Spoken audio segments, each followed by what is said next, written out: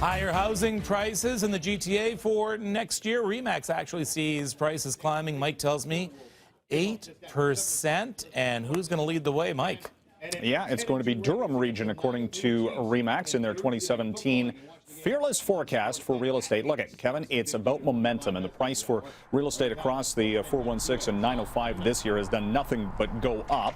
On average, about 17%. Some property valuations have gone up 20, 25%, if not more, to the $1 million price point for a detached property. Trend's not necessarily going to stop next year. It might slow down a little bit. Price gains will go up, but not by the pace of this year. That's the forecast right now.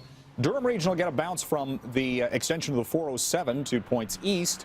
Brampton might see a little bit of a price slowdown because there's a little bit more supply in that market. And Oakville, which was the hottest market in the GTA this year, will see price gains next year of about 5%.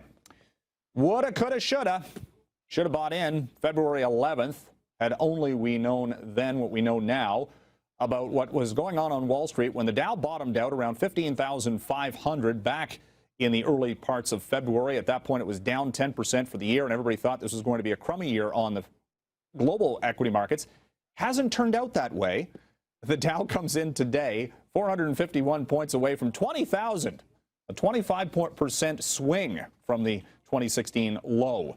The Trump train continues to roll along in the market. It's momentum there, too. Nothing necessarily fundamental has changed. Investors just betting on a big infrastructure build next year and maybe higher profitability. And maybe, again, consistently low interest rates, even though the U.S. Central Bank might raise by 0.25% next week.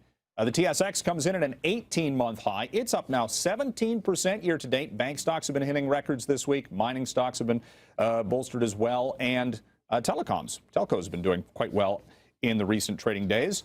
And, of course, the medical marijuana producers have been one of the top performing sectors this year, although some are worried that those price gains might be ready for a slowdown, considering some of those stocks are up more than 200% year to date. Lululemon Athletica, big earnings in late yesterday from the Vancouver-based yoga wear maker, which sees about 40% of its sales in 2017 coming in from men, actually. They've had a strategic shift, trying to diversify their sales activity, and it seems to be paying off in the bottom line. Share price for Lululemon pre-market up by 14%. And here's something a little bit more civilized, Kevin. After yesterday we were talking about United Airlines with the ultra discount seats not offering overhead storage bin accessibility. Delta Airlines going the other way and now actually testing free meals. Yes, free meals, food. Who would have thunk it? On routes from New York City to L.A. and or San Francisco. Maybe they're going the other way here, trying to bring a little bit of civility back into aviation and sort of like the good old days when you could have fine silverware as you travel long-distance flights. Yes. Probably have to pay a little bit more for it, but yeah, nevertheless, it's nice to hear. Yeah, it is. And good news about Lululemon. Yep. Yeah, they had the turnaround management reorganization, and it seems to be paying off. I've been afraid to wear my yoga outfit, so that's great. All right, I can do that now. Okay. It's Thanks your for fault. that. All right, thank you. You're welcome. Things you can't unthink of. Here is Russ Holden.